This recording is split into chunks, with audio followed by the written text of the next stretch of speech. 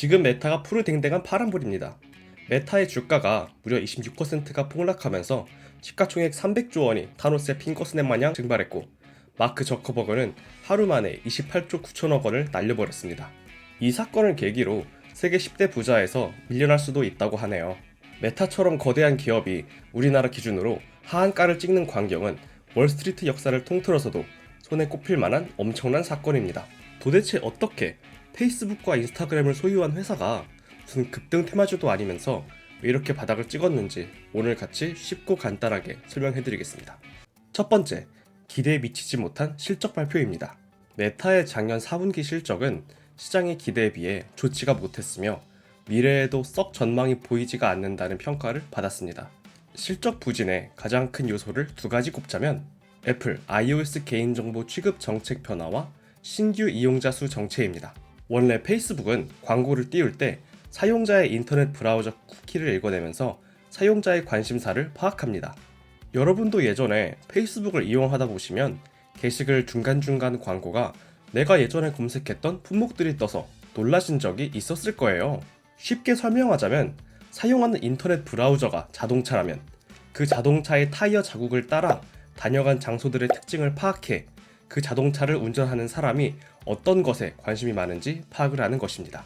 그러나 애플은 최근 iOS 14 업데이트를 통해 이 타이어 자국이 절대 남지 않게끔 정책을 바꾸니 당연히 페이스북 입장에서는 광고를 전만큼 효율적으로 하기가 어려워졌고 비용도 더 들 것입니다. 신규 이용자 수 또한 같은 해 3분기랑 비교했을 때 29억 1000만 명에 그쳐 성과가 부진하였다는 점이 시장에 실망감을 안겨주었습니다. 특히 요즘은 짧은 영상을 많이 올리는 틱톡 같은 어플이 대유행을 타면서 페이스북, 스냅챗, 인스타그램 등 메타 계열 SNS에서의 디지털 광고 매출도 같이 감소하였죠. 이제 두 번째 이유로 넘어가 볼까요? 두 번째, 내부 고발자의 충격적인 폭로. 작년 10월 페이스북의 전 수석 프로덕트 매니저인 프랜시스 하우거는 페이스북이 온라인상에서 징후를 부추겨 규제 방안을 마련해야 한다라는 발언을 필두로 회사의 비윤리적 관행을 폭로하였습니다.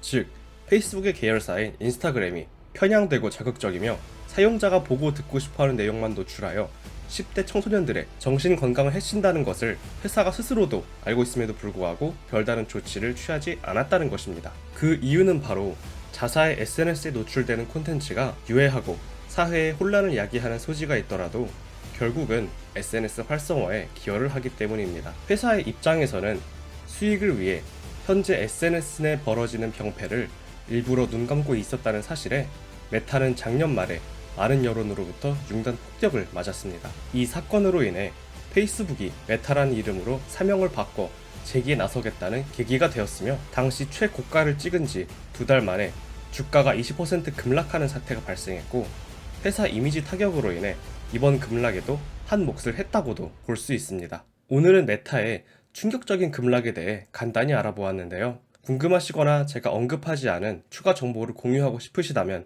꼭 댓글에 남겨주시면 감사하겠습니다. 이 영상이 마음에 드셨다면 구독, 좋아요, 알림 설정까지 부탁드리겠습니다. 감사합니다.